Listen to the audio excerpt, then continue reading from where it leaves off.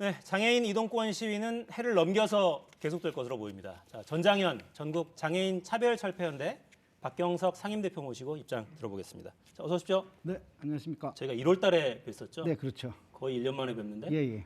요즘은 아침에 지하철 안 나가고 계시고. 네, 휴전 중이라고 해가지고 네. 지금은 안 타고 있습니다. 1월 2일부터 시작할 예정입니다. 평화를 좀 즐기고 계십니까? 그래서?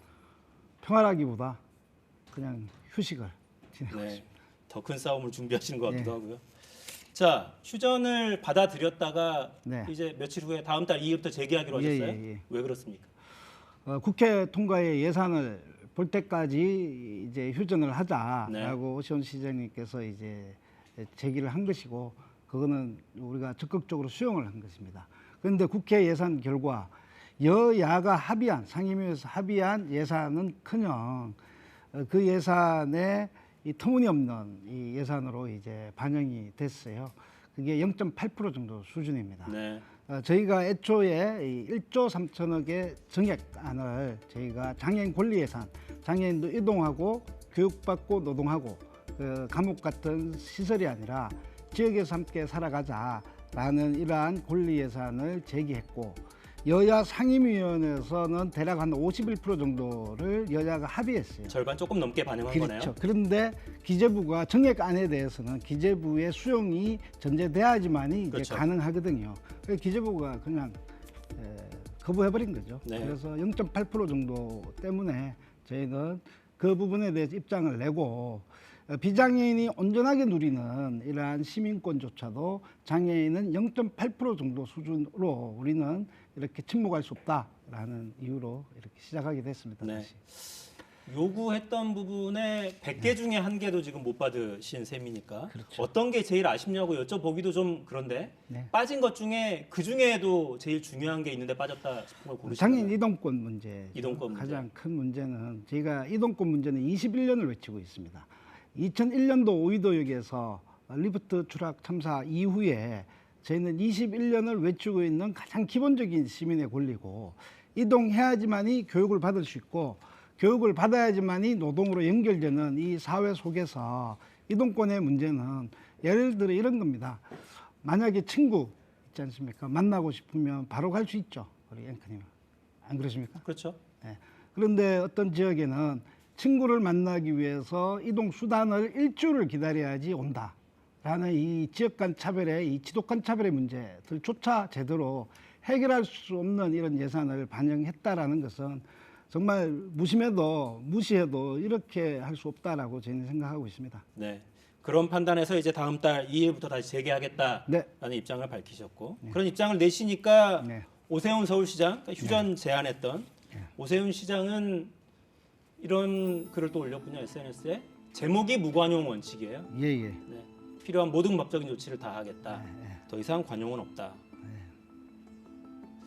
손배 소송도 하겠다 뭐 이런 입장인데. 뭐 민사, 형사 소송 더 강하게 하겠다 이렇게 발표를 하셨죠. 네. 그래도 계속 할 수밖에 없는 겁니까? 뭐 그래도 계속 할 수밖에 없다의 문제보다 오세훈 시장님에게 책 한 권을 좀 권하고 싶어요. 네.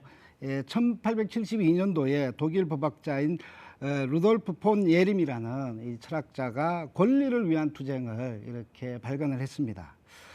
거기에 보면요, 법의 목적은 평화이며 그것을 위한 수단은 투쟁이다. 법의 목적은 평화지만은 그 평화는 강자에 대립하는 약자의 침묵이 아니다. 이런 이 법 철학을 이야기했습니다. 오히려 이 2022년도에 1800년대보다 더 못한 이런 인식을 가지고 저희들에게 침묵을 강요하는 것. 그리고 법이 뭡니까? 법은 이거는 이제 평화를 위한 것이고, 그것은 이 약자들의 침묵을 강요하는 것이 아님에도 불구하고 법을 가지고 침묵을 강요하려고 하는 이 급도 좀 생각해 보시라라고 한번 요청드리고 싶고요. 네. 특히 무관용의 원칙인데요. 무책임의 원칙에 대해서 좀 반성부터 좀 해주시면 고맙겠습니다. 그리고 저희들에게 침묵을 강요할 문제가 아니라 이 정말 국가가, 서울시가 그동안 이렇게까지 방치한 21년의 외침을 이렇게 방치할 수는 없는 거 아닙니까? 이거부터 먼저 대답을 주셔야죠. 책임 있는 사람으로서. 네. 1월 달에 저희 모셨을 때 네. 아침 풍경을 여쭤보니까 욕의 감옥에 빠져 있다고 하셨던가요? 그렇죠. 네. 근데 마찬가지입니다. 시민들만 불편해하는 게 아니라 네. 현장 영상을 보니까 네, 네. 장애인들도 일부 이 방식은 옳지 못하다고 지적하기도 하더라고요, 현장에서. 네, 그건 어떻게 받아들이십니까? 그러니까 뭐 질문을 제가 이렇게 드려볼게요. 예, 예. 장애인들의 권리를 지키기 위한 예산을 배정해달라는 네. 요구를 할 수 있죠. 누구나 네네. 그런 요구를 할 수 네. 있는데 이 요구가 일정하게 반영되어 온 것도 사실이고 네네. 엘리베이터가 설치가 계속 되고 있으니까 네네, 그렇죠. 지하철 역사에 네.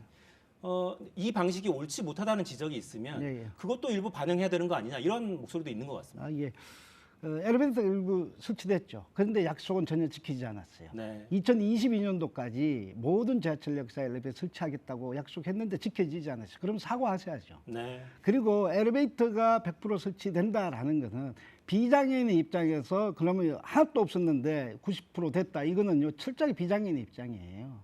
장애인은 남은 리프트에서 또 자기 목숨을 걸고 다녀야 됩니다. 그리고 아까 예를 들었듯이 이동권의 기준은요 0의 수준이라는 겁니다. 0의 수준에서 올라가는 건데 야 예전에는 마이너스 100이었는데 한 마이너스 한 70으로 올려줬어. 그렇게 좋지 않아요. 이건 철저하게 차별의 시각이에요. 네. 두 번째는 이제 아까 뭐 장애인 단체에서 오셨다고 하는데 윤석열 정부 지지 선거 전에 지지했던 단체들이 와서 하시는데 뭐 제가 어떡합니까? 그걸 갖다가 뭐 하지 말라고 할 수도 없지 않습니까? 뭐 이견이 다를 수 있죠. 장애인끼리도 이견이 다를 수 있다라고 생각합니다. 방식에서.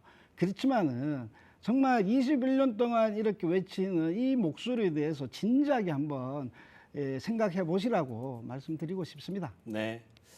그러니까 주장의 내용에 대해서는 별로 그렇게 이견이 큰 것 같지는 않아요. 그렇죠. 사회적인 분위기를 보면 그렇죠. 이동하고 싶다. 이동을 해야 일도 할 수 있고 네. 정상적인 생활을 할 수 있지 않냐. 네. 이 목소리 자체에는 별로 이견이 없는 것 같습니다. 그렇죠. 다만 방식에 대해서는 이견이 상당히 큰 것 같아요. 그렇지. 방식을 이야기하기 전에 이견이 없다고 한 것들이 왜 이때까지 안 지켜졌는데 이것부터 좀 생각을 해 주셔야죠. 네. 왜 방식을 자꾸 따지는데 이견이 없다며요. 국가의 책임이라며요. 다 하겠다고 약속했네요. 21년은 이런 방식으로 방치한 부분들을 먼저 이야기를 해 주셔야지 답이 있는 거 아니겠습니까? 네. 방식 가지고 자꾸 물고 뜯고 그리고 또 그것을 혐오를 조장하고 갈라치고 장애인 단체까지 동원해가지고 이렇게 부닥치게 하는 이 사태가 과연 누구의 책임이냐라는 겁니다. 장애인 단체를 동원했다고까지 판단하시는 아니요, 거예요? 윤석열 정부 선거 때 지지했던 분들이 나오셔가지고 하시니까 뭐 그렇게 생각할 게 의심될 수밖에 없죠. 뭐. 알겠습니다. 정치권에서 나오는 이야기는 뭐 이런 이야기도 나와요. 권성동 의원은 때법이라는 표현을 썼고요. 네네. 양금희 대변인 불법으로는 어떤 법적 권리도 정당화될 수 없다. 이런 지적들을 계속하고 있습니다. 무책임부터 돌아보라 이거죠? 법 철학자 있지 않습니까? 권리를 위한 투쟁 1800년대에 출간된 이거부터 좀 읽어보십시오. 좀 독서 좀 하십시오라고 좀 전달하고 싶습니다. 네, 독서를 좀 하십시오. 이렇게 이제 해가 바뀌면 22년째 투쟁이 되겠네요. 네, 22년을 외친다. 참 네. 슬프죠. 그러니까 실제로 장애인들이 느끼는 불편이 그만큼 한 발짝도 물러설 수 없을 만큼 그 정도로 심각하다는 거죠? 차별이죠. 지독한 차별이죠. 지독한 불평등이죠. 이 부분을 가지고 이야기해야 된다고 생각합니다. 약간의 뭐 어떤 정책적 변화, 예산의 변화 이 문제가 아니라 왜 우리가 이렇게까지 지독히도 불평등하고 지독히도 차별적인 대한민국 사회 그리고 비장애인 중심의 시각에서 중증 장애인들은 아주 배제하고 격리하고 그나마 감금하고 이런 방식의 이 장애인의 관계를 바꿔야 되는 거 아니겠습니까? 이미 대한민국은요 유엔 장애인 권리 협약을 비준한 나라입니다. 그런데 유엔 장애인 권리 협약에서 공고하고 있는 내용조차도 정부 여당은 정면으로 뒤집고 있는 이러한 이 현실들을 미래에 대한 권리 문제입니다. 이 미래의 권리를 지금 현실화 시켜야 되는 것이 국가 책임이 아닐까요? 네. 저희가 이동권 이야기를 중심으로 좀 이야기를 하고 있는데 네네. 탈시설 주장도 계속 하시잖아요. 네네. 감옥 같은 시설에서 살게 예, 하지 예. 말라 이런 주장하시는데 일부에서는 시설에서 보호받는 장애인들이 시설을 그렇게 편안해하는데 네네. 왜 무조건 다 쫓아내자는 거냐 이렇게 비판하시는 분들도 네, 있어요. 어떤 말씀 한번 주시겠습니까? 역으로 묻게 한 방에 한 5명을 평균 5명을 그렇게 계속 20일 죽을 때까지 살라 그러면 받아들이시겠습니까? 왜 안 받아들이시죠? 보호해드리겠다는데. 보호의 문제가 아니라 이 인간으로서의 존엄, 인격적 존엄, 이 보장되는 방식으로의 지역사회에서 그 예산과 권리를 보장하는 것이 중요하지 않겠습니까?